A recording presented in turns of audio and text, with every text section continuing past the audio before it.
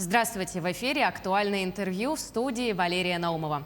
В предприятиях Якутскэнерго продолжается подготовка к осенне-зимнему периоду 2021-2022 годов. Идет не только реконструкция старых линий электропередачи, но и ведется строительство новых объектов. Добавили работы энергетикам еще и лесные пожары. Как обеспечивается бесперебойная подача электроэнергии в регионе? Обо всем этом и не только поговорим с исполняющим обязанности генерального директора ПАО «Якутскэнерго» Игорем Шкурко. Игорь Васильевич, здравствуйте. Добрый день.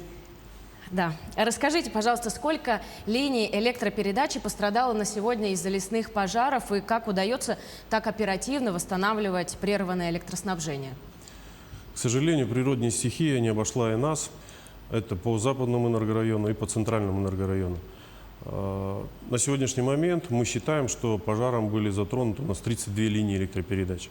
Это линии 110, 35, 6, 10 киловольт. По предварительным расчетам пострадало, либо полностью повреждено, либо повреждено частично, это порядка 120 опор.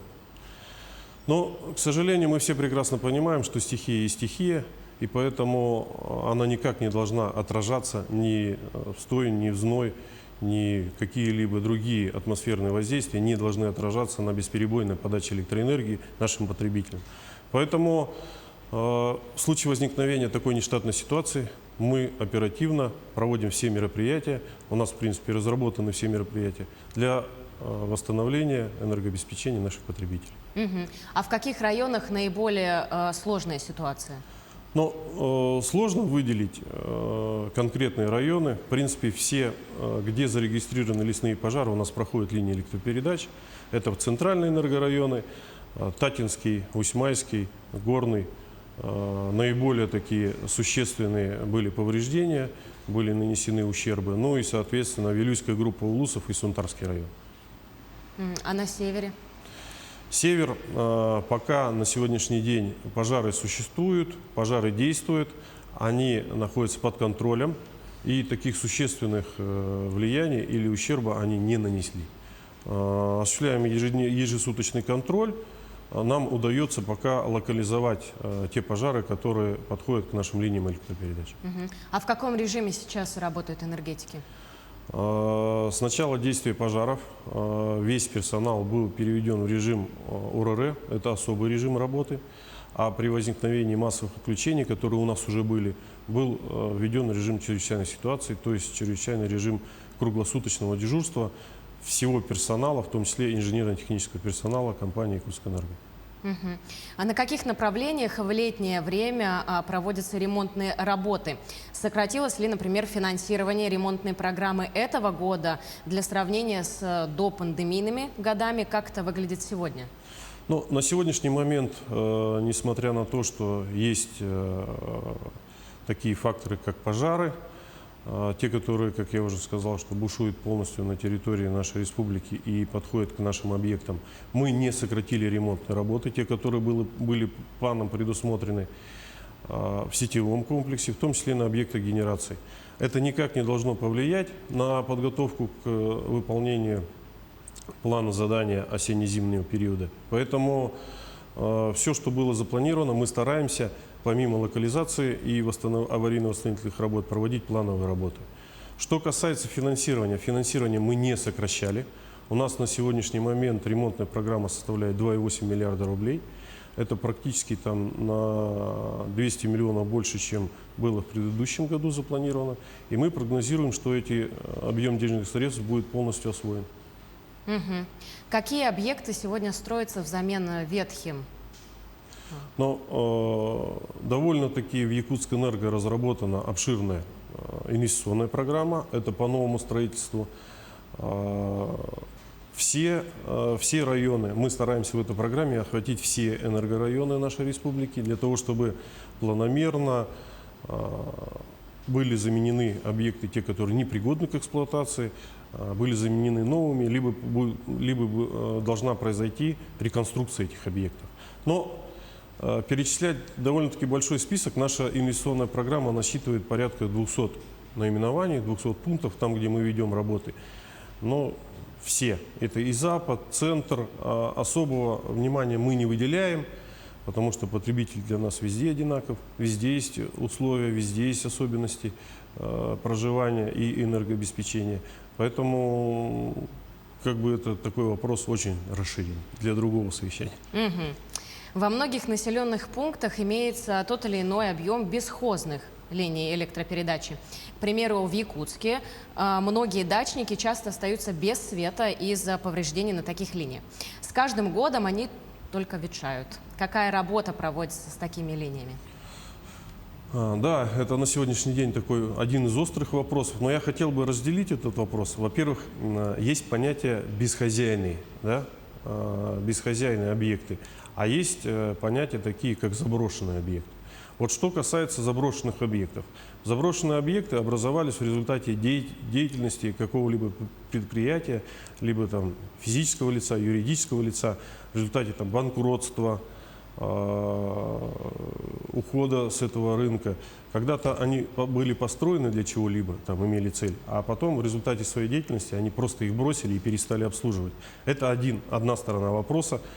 Вторая сторона вопроса – это бесхозяйные объекты. Бесхозяйные объекты – это те объекты, которые раньше были заброшены, но с плеча администрации либо правительства эти объекты были по нормативу признаны бесхозяйными и в соответствии со всеми правилами и нормативами были переданы в нашу эксплуатацию. С бесхозяйными объектами тут ситуация немного проще. Самая проблема, вот тот вопрос, который вы задали, это брошенные объекты. То есть в свое время был бум, когда формировались СОТы, строились объекты, была электрификация, но постепенно юридические лица прекратили свое существование, и линии остались ничейными. Проводим работу совместно с администрацией, разработан у нас оперативный штаб. Практически еженедельно проводятся совещания на уровне не только города Якутска и других поселений. Главы, в принципе, активно работают в этом направлении. Но по мере оформления документов есть там определенная процедура работы с этими объектами. Мы эти объекты либо принимаем в собственность, это немного сложнее, либо заключаем договора безвозмездной эксплуатации. Расскажите, соответствуют ли линии электропередачи в регионе современным требованиям? На сегодняшний день есть такая у нас проблема. Это проблема наличия деревянных опор, так называемых. Ну, может быть, это устрашающе звучит, но это в условиях севера допускается эксплуатация данных объектов. Эти опоры линии электропередач со сроком эксплуатации 25 лет. Как я уже говорил, разработанная инвестиционная программа, она подразумевает замену данных линий электропередач на современные. Это бетонные, линии выполняются в металле, линии выполняются в трубном исполнении. На сегодняшний момент нам удалось, ну, там, если брать пятилетний цикл работы, порядка 30% объема оборудования перевести в более современный. Современный из деревянного, там, предположим, в бетонный или металлическое исполнение. Работы много, работа она у нас долгосрочная, у нас разработана программа на 5 лет, и в течение 5 лет эта программа тоже данные работы предусматривает, поэтому цикличность очень большая.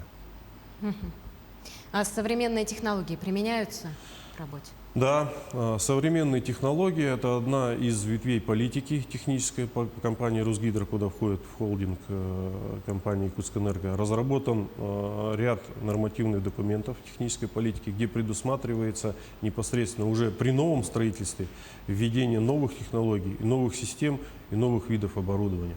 Ну и, соответственно, вторая часть этой технической политики – это реконструкция и реновация.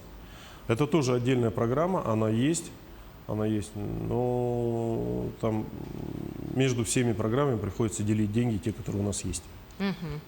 Ну, давайте поговорим про тарифы, потому что этот вопрос волнует каждого якутянина. С 1 июля тарифы на электроэнергию вновь подросли. Между тем, в регионе действует льготный тариф у предприятий. Что входит в этот утвержденный тариф? Да, это серьезный вопрос, обширный вопрос, он затрагивает многие темы, можно там долго дискуссировать по этому вопросу, что туда входит. Я просто хотел бы определиться о том, что компания «Якутскэнерго» работает по принципу бюджетирования. Мы регулируемая организация, мы также регулируемся региональной энергетической комиссией, но с 2019 года мы уже объединились с объединенной энергосистемой Дальнего Востока, поэтому разделение произошло. Часть тарифа регулируется непосредственно на местном уровне, это правительство республики, это передача электроэнергии, а часть тарифа, это на выработку электроэнергии, регулируется Федеральной антимонопольной службой. Мы в регулировании тарифа являемся только участником. Мы не задаем предельные уровни тарифов, и мы никак не можем повлиять на этот тариф. Этот тариф определяет непосредственно республиканское правительство. Поэтому тот бюджет, который мы защищаем, который нам предписывается, мы обязаны его исполнить. А как можно ли как-нибудь сэкономить на электропотреблении жителям многоквартирных домов, ну и жителям частных секторов? Конечно, на сегодняшний момент, сегодняшний день это рассматривается уже более грандиозного технического решения. Да? Масса есть приборов, механизмов, электротехнических устройств, которые вполне легально позволяют сэкономить. Уже по крупным городам, в том числе и городу Якутску, управляющие компании, те, которые являются реновационными, они внедряют в многоквартирных жилых домах энергосберегающие технологии. Это регулирующие тепловые узлы, тепловые станции, насосы повышающего давления, энергосберегающие устройства, лампы те же самые, отключающие устройства внутри подъездов. Масса технологий. Это что касается многоквартирных жилых домов. Что касается индивидуальных жилых домов, здесь ситуация немного такая. Все в руках домовладельцев. Есть ветрогенерация. Я уже знаю, что даже на территории республики частные владения устанавливают ветроисточники. Есть солнечная генерация. Есть солнечная тепловая генерация, где с помощью солнца нагревают холодную воду для горячего водоснабжения. Есть накопительные устройства. Это, кстати, вот буквально 5 лет назад они тоже входят в наш обиход, когда накапливается энергия солнца, а в момент, когда солнце отсутствует, она выдается. Так что тут тоже вопрос серьезный, долгий. Спасибо вам большое, Игорь Васильевич. Благодарю вас. Ну а я напомню, что мы сегодня разговаривали с исполняющим обязанности генерального директора ПАО «Якутская энерго» Игорем Шкурко. Вы смотрели актуальное интервью.